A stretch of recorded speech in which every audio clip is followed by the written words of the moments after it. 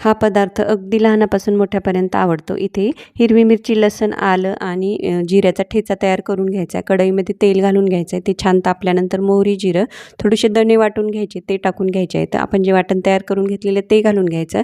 इथे मी कढीपत्त्याची पानं घेतली, ते पण घालून घ्यायचे. थोडेसे शेंगदाणे घालून घ्यायचे, ते पण छान असे परतवून घ्यायचे आहे. तर इथे अर्धा चमचा लाल तिखट, हिंग आणि इथे मी हळद पावडर घातलेला आहे. आता आपण जे मटार आहेत का ते पण याच्यामध्ये घातलेले आहेत. तर उकडवून मी इथे 4 बटाटे घेतले, त्याचे सालटे काढून घ्यायचे, ते पण घालून घ्यायचे. व्यवस्थित असं त्याला मिक्स करून घ्यायचं आहे. कोथिंबीर घालायची आणि नंतर आपण हे मॅशरने असं मॅश करून घ्यायचं आहे, जेणेकरून मसाला जो आहे का व्यवस्थित असा बटाट्यामध्ये मिसळला जाईल.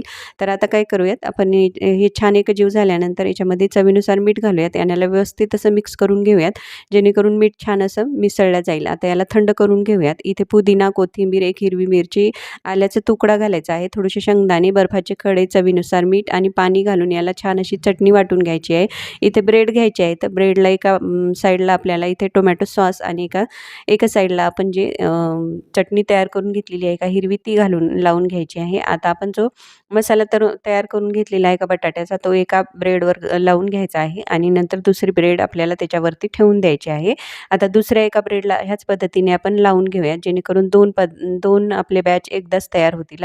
आपल्याला भाजायला पण सोपं जाईल. आता दुसऱ्याही ब्रेडवर मी अगोदर दाखविलं त्या पद्धतीने सर्व जिन्नस लावून घेतलेले आहेत.